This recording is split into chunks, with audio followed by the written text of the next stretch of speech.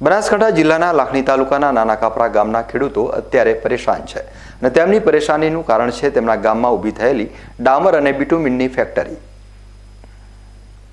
નાના કાપરા ગામમાં ડામરના રોડ બનાવવા માટે જે બિટુમિન તૈયાર કરવામાં આવે છે તે બિટુમિનની ફેક્ટરી લગાવવામાં આવી છે અને આ ફેક્ટરી રહેણાંક વિસ્તાર અને ખેતરોની નજીક હોવાથી ફેક્ટરીના લીધે સર્જાઈ રહેલા પ્રદૂષણથી સ્થાનિક ખેડૂતો પરેશાન થઈ ગયા છે।